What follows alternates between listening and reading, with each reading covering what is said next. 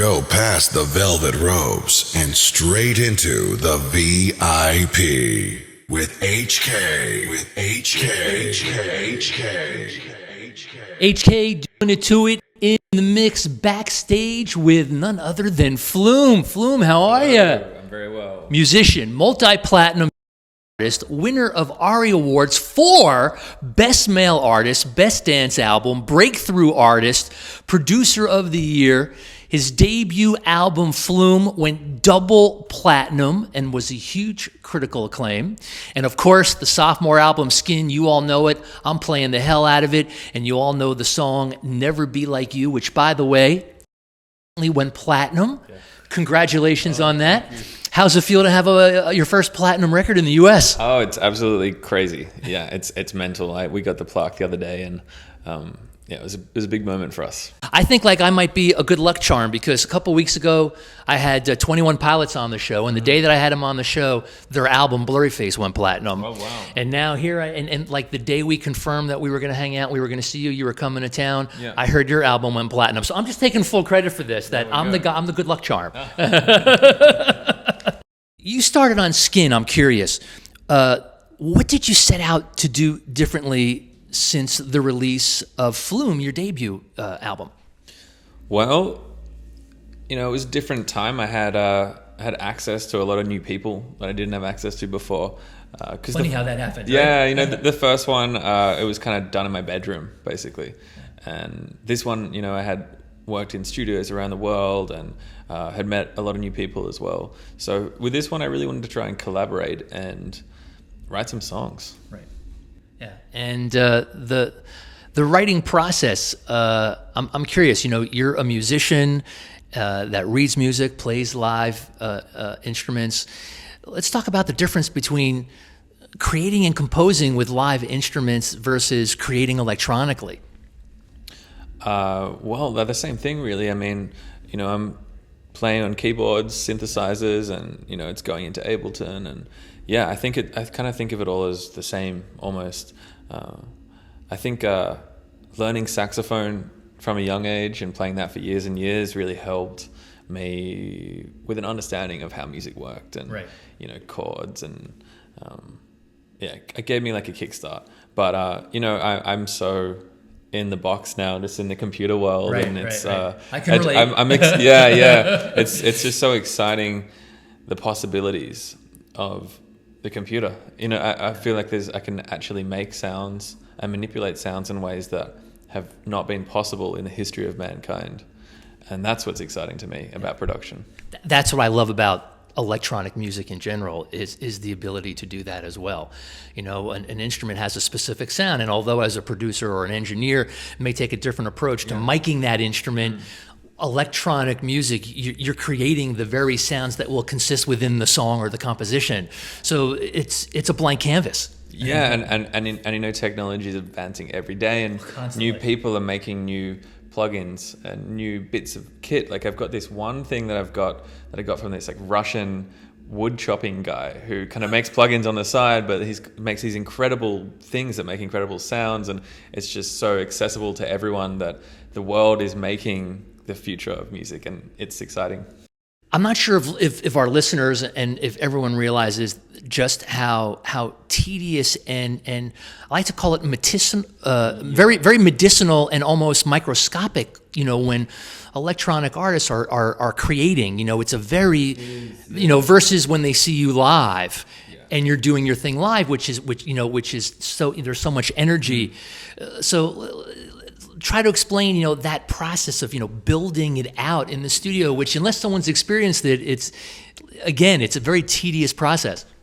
Yeah, creating music on a computer, it's very different. Yeah. Sometimes I miss just jamming with a band. Right.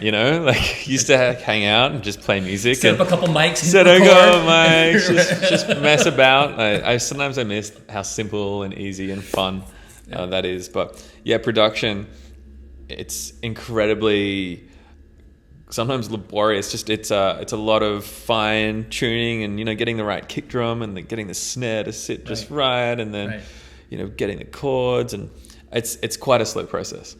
My friends think I'm crazy if I tell them, I spent like 100 hours making that kick sound because I was layering so much stuff and downloading so many samples, and they're like, "What? They just don't understand it." It's crazy how much can go into one track. But I think that's kind of what makes it so special. I mean, you spend a lot of time on these projects, and often you get a level of detail that's never been heard before in music. Yeah. And you have a level of control that's never had before in music, so you can make things sound just immaculate and clinical. It's almost like a clinical process. Absolutely. It's computer programming. Yeah. And so, yeah. And sometimes you don't know where you're going to end up. Absolutely. Whereas, if you're playing a saxophone, for instance, you can maybe change the phrasing of how you're playing that song and do some things, change some riffs, improvise, but you still know what's going to come through the board and how it's going to sound. Although you can change tone and timbre, I won't go that deep, but I know you know where I'm coming from.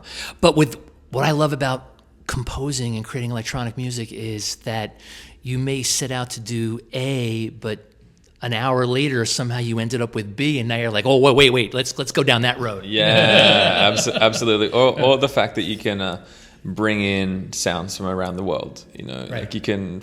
I've got this African sample CD it was recorded in 1991. Some guys went out to Africa and recorded all these different percussion instruments and just mallet sounds, and you can bring that kind of a flavor to a production, which is it's the cool thing about doing music on a computer. The world is your instrument. Anything online, you can take anything from a YouTube video, or then you can resample it through effects and make it unrecognizable. And what I love about you and your music is, to me, it's the perfect melding of soundscape and sound design, and rhythm and melody. Because besides loving pop music and dance music and electronic music of all forms, I'm a total geek when it comes to like soundtracks. Like I love going out and buying the original motion picture scores to movies, and I really feel what you've tapped into, what's so great and what's so new, and is this texture thing that you have going on, which to me is like this melding of soundscape and sound design and rhythm and pop. And I don't know if I'm hitting the nail on the head, but that's where I feel you've carved out this niche. Oh, thanks. Yeah, I mean, I'm the same. I love movie soundtracks. So I love the emotion that they bring, the epicness, and I definitely try and bring that to the music.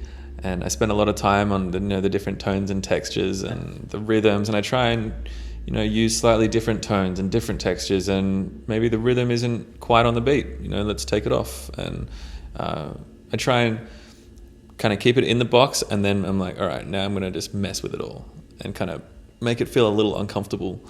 Right. And somehow does it? Yeah. It may not seem what's musically right, but it creates a tension or a release of tension that will work, and then it's like, wow, what did I just fall into? Yeah, I think for me, a lot of music that's electronically done, sometimes it feels a little in the box. It feels a little contrived, just not really. It feels a little robotic. Yeah. And it can easily get that way. If you're doing music on a computer, you can easily fall into the trap of it sounding, very in time and just perfect and everything crisp and clean. And I kind of like to try and make it feel a little more organic and human. And I want to make music that sounds electronic but doesn't feel electronic.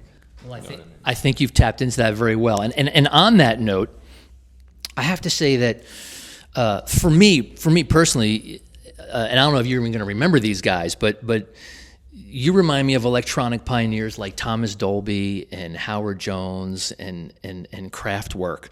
To me, that's very different than that's big than the other stuff that's out there right now. It's amazing because, like I said, this melding works, and I know EDM fans love you, but I think.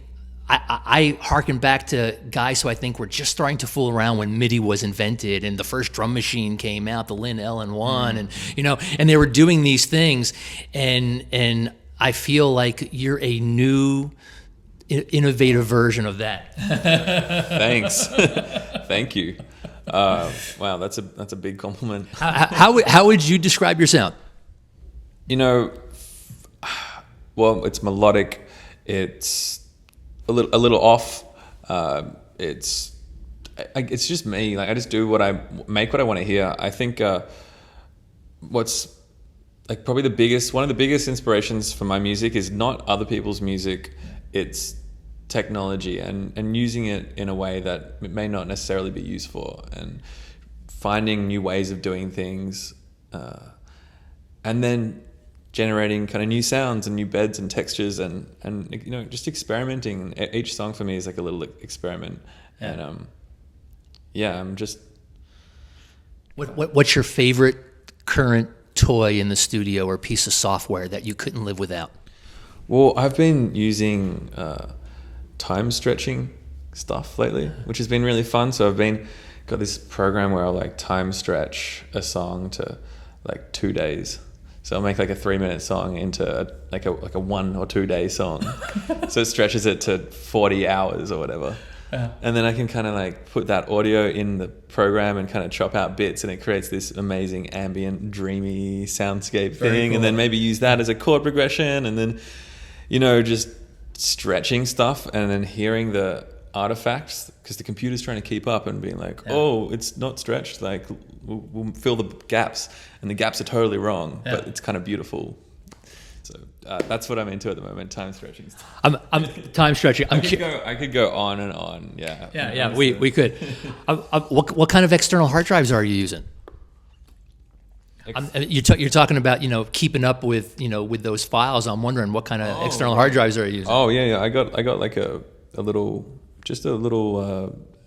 whatever they put in, like a Canon camera, you know. SD card. SD card. SD card. Yeah, I got an SD card, like, you know, 512, just in the side for extra storage. Yeah. Cool. No moving parts. It's all no moving. Right. Pretty soon there'll be no moving hard drives in computers anymore. We're almost there. Yeah. All the new ones are.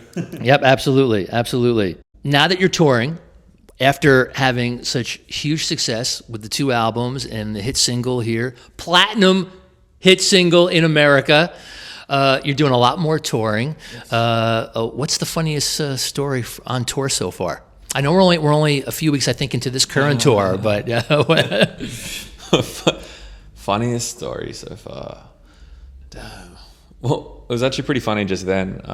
There was a UFC fight, you know, like UFC, and we wanted to watch it, and we just did a Google and tried to find somewhere that was showing it here in Minneapolis, and nowhere was showing it except for the place next door, which also happens to be a strip club. So we're kind of like just sitting at the strip club, kind of like sitting there. These girls are coming up. We're like, oh no, we just want to watch the fight. Like, it's okay. We're just kind of sitting there. But that was funny. We didn't even get to see it because it started at 8, but there was, you know, there's tons of stuff in front. Yeah, we were too early. I think it'll probably be happening when I'm playing. So we'll have to. I think this was an excuse just to go to the strip joint next door. Yeah, it wasn't too bad. We weren't bored. Right. You know, there's no fight, but we weren't too bored. Hey, we're here for the UFC fight. What? It's not on yet? We'll just hang out for a little bit. No. That's great. Okay, let's get to a couple quick fan questions. All right.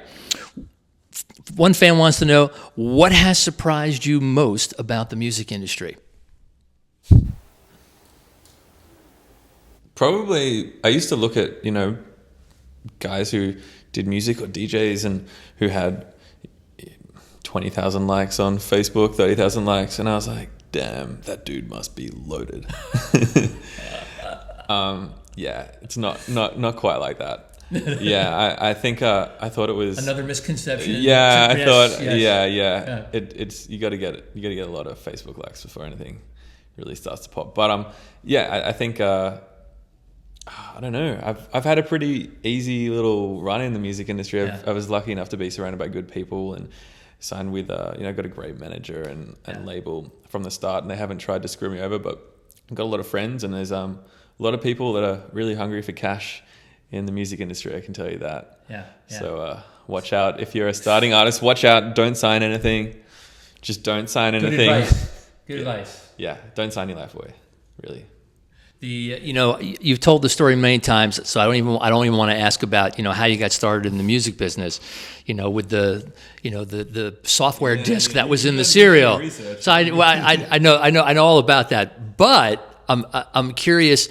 How was there any secret formula to how you managed to hook up with all the right people that you were just talking about? Because that's a blessing. No, it was pure luck, really.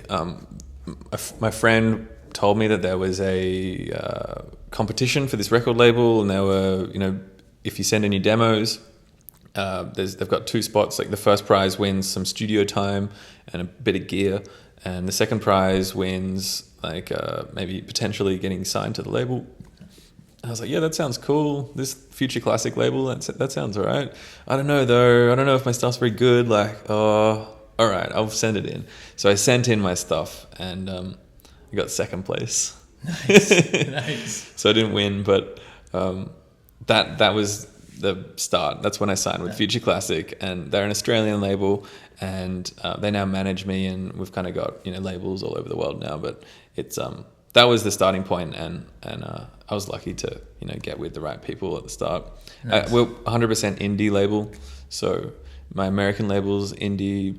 Right. European, UK, it's indie. So I'm working with people that they're not in the industry for money. They're in it because they love music. Yeah. And the indie world. You gotta love the indie world.